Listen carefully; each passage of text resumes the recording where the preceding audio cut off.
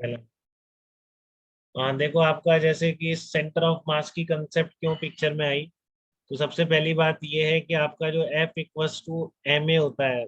जब भी आपने एनएलएम पढ़ा था तो आपको अच्छी तरह बताया गया था कि सिस्टम के हर पॉइंट का एक्सलरेशन सेम होना चाहिए, तभी आप x summation F external is equal to mass into acceleration vector वहां पर लिख सकते हैं।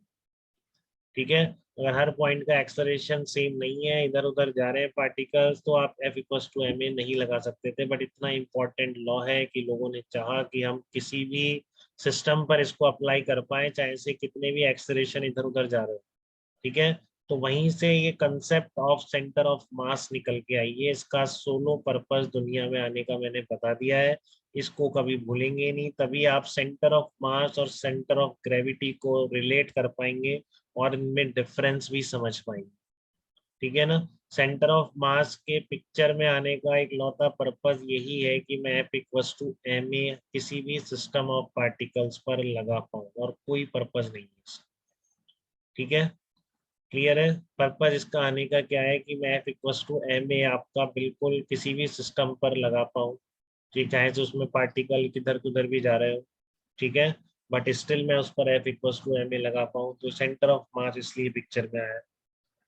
ठीक है, तो ये बात आपको इसको अब हम इसको निकालना सीखेंगे पहले, फिर आप जब motion of centre of mass शुरू करेंगे तब आपको ये बिल्कुल समझ में आ जाएगा कि यहाँ पर मैं जैसे डिफाइन करूंगा, ठीक है ना, अगर मैं वैसे डिफाइन नहीं करता हूँ तो फिर ये पर्पस भी सॉल्व नहीं हो पाए। ठीक है, तो सबसे पहले हम उस पर नहीं जा रहे हैं कि ये पर्पस कैसे सॉल्व हो रहा है, वो हम इसके second part motion of centre of mass में करेंगे। पहले हम डिफरेंट डिफरेंट केसेस में वो सेंटर ऑफ मास वाला पॉइंट निकालना सीखेंगे अकॉर्डिंग टू जैसे इसको डिफाइन किया गया। ठीक है, फिर ऐसे ही डिफाइन क्यों किया गया वहां आपको समझ में आ जाएगा कि ऐसे डिफाइन नहीं करोगे तो फिर ये पर्पस सॉल्व नहीं होगा जिसके लिए उसको बनाया गया।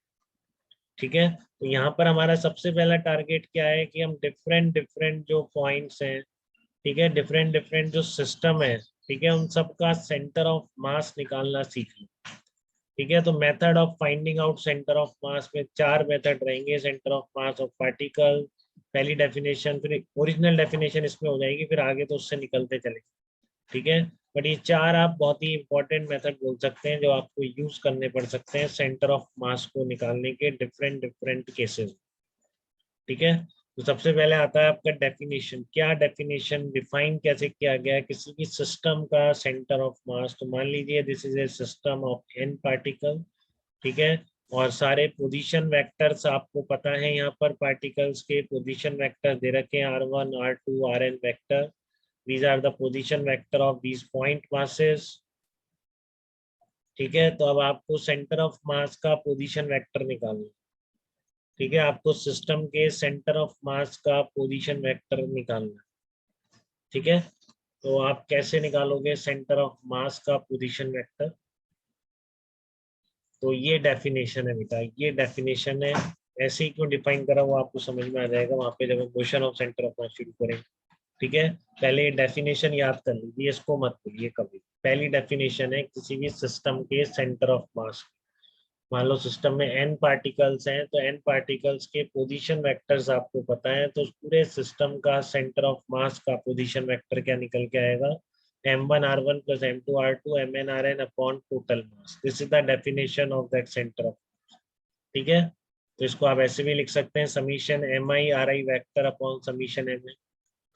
ठीक है, तो किसी भी टाइम पे मान लो सेंटर ऑफ मास का कोऑर्डिनेट है x, y, z, तो आप ऐसे लिख सकते हैं। किसी भी पार्टिकल का पोजीशन वेक्टर ऐसे लिख सकते हैं। तो अलग अलग कोऑर्डिनेट की टर्म में भी आप ध्यान रख सकते हैं कि सेंटर ऑफ मास का x कोऑर्डिनेट कितना होगा, m1 x1 plus m2 x2 divided by total mass. y centre of mass coordinate हो जाएगा m1 y1 plus m2 y2 upon total mass. ऐसे ही z सेंटर ऑफ मास भी लिखा जा सकता है।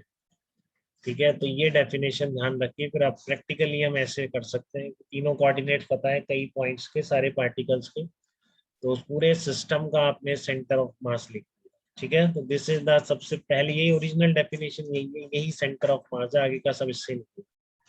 ठीक है, यही सेंटर ऑफ मास के पोजीशन वेक्टर का डिफाइंड फार्मूला है। जब भी आपका एन पार्टिकल सिस्टम है तो आप इससे निकाल सकते हैं। ठीक है, क्लियर है ये बात आपको।